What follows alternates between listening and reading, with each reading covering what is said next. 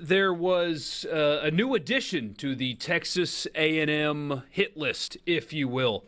A couple of other coaches, but the one that I want to focus on mostly, and he also had the best quotes, was Mark Stoops of Kentucky. Kentucky, by the way, signed a great recruiting class this year.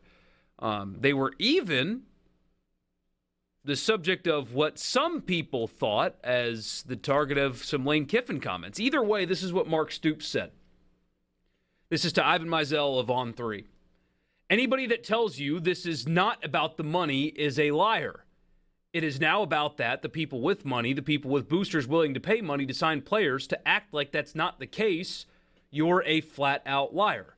Ross Bjork is shivering in his office. A couple more quotes from him. It's a runaway train, is what he said. Is this what you signed up for? Do you like this? I'd like to see somebody who thoroughly enjoys this. Not to say we don't all want more for the players. I'm not sure this is exactly what we had in mind. This is a runaway train. Kirk Ferentz had similar thoughts about, the teams at the top are only going to get stronger. My goal is to just be competitive with people on my tier. And somebody needs to let him know that's always kind of been the goal for you, but that, neither here nor there. And David Shaw also talked about how it's not even NIL. It's just players getting signed up in an LLC where they don't have to do anything. They just get paid by existence, and that's not what was promised initially.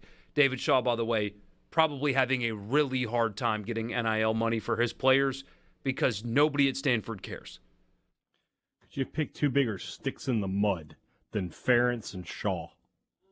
Talk about two guys that would be more than happy to go back to the oldest possible ways of doing things. Those two guys. Yeah, but David Shaw's a forward-thinking enough guy, isn't he? No, I don't think that he is at all. Really? I think that he is very much a stick in the mud. Well, and in he fairness certainly to is him, as an offensive play caller. Well, that for sure. But in fairness to him, NIL just makes it harder for him. Some programs, nothing's going to change.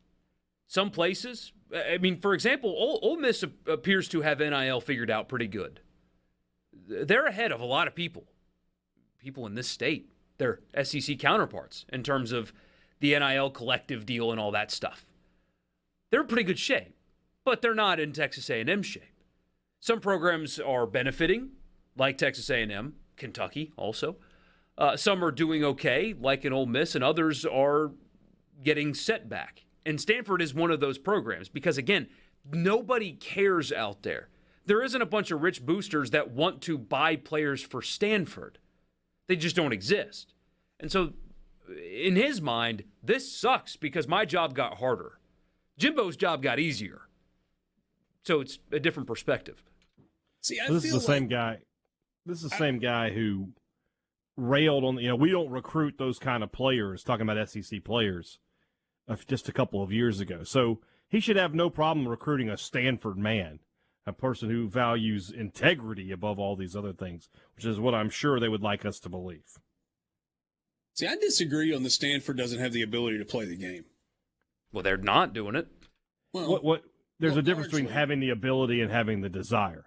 Stanford has some of the wealthiest alums in the country. They could easily play the game. Yeah. And while Stanford as a whole may not care about college football, it doesn't take the whole university community caring about it. You can have two or three dudes that are, private equity guys or angel investors or software developers that were some part of some startup and are worth a couple of $1 billion, say that, you know what, we need to help get better players. And problem solved. But maybe that's not happening. Could they go into their endowment for it? No.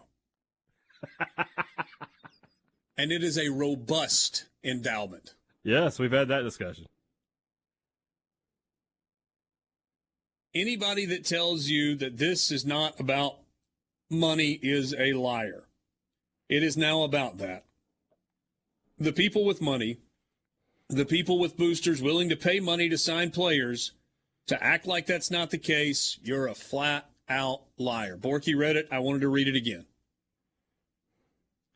At the end of the day. It's true, but you're right, Borky. I think most people think that Lane Kiffin was alluding to Kentucky when he was talking about, a lot of promises made. It's going to be interesting to see if those promises are fulfilled. And if they are, good for Kentucky. Sorry, go ahead, Hayden.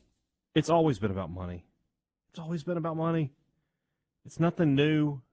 It's just above the table now, and now it feels like money's the root of all evil and the bad guy. It's always been about money. Every college was giving recruits money. Just do it and doing it legally. Yes. I agree 100% with what you're saying. But it wasn't only about money. With the overwhelming majority of recruits in the past, the money piece of it was either understood or implied, or in a small number of cases, that conversation was had up front. Yeah, this is what it's going to cost. Are you in the game or you're not? Yes, we're in. No, we're not. If you're in, you recruit the kid. If you don't, you move on. But generally speaking, I think the money piece of it was implied and taken care of through intermediaries and on the back end. And the places that were doing it the smartest, it wasn't some sack of cash upfront payment. It was, once you get to campus, we take care of you. That's the cleanest way to do it. Your mom will get a job. Whatever it is, even if it's $2,500 a month in cash, that starts once you get on campus. To me, what's different, and it's not exclusive, right? I mean, it's not 100% of the recruits out there. But it's an overwhelming number of the recruits in the transfer portal, and I certainly would say a majority of the recruits coming from high school. Hey, what about NIL? What are you going to be able to do for me on that front? Or even if you're really smart, you don't say, what are you going to be able to do for me? Hey, tell me about what players are getting on the NIL front. Your guys, give me some examples. And so while, yes, it's always been about money, it had to be about more than just money when the money was under the table. A reporter covering one of the high school all-star games said, and he remembered this because it was only one player that did not. He said every player but one, when asked what's going into your college decision, mentioned NIL first. And I don't know that I blame. No, I don't blame high school players and transfer portal kids. Because it's above board, you want to figure out what the best opportunity for you is. And I think you especially want to figure out what the best opportunity for you is if you're real with yourself and you know you're probably not an NFL player. Like this 4 or 5 year window may be your best earning opportunity in life. But it has absolutely changed.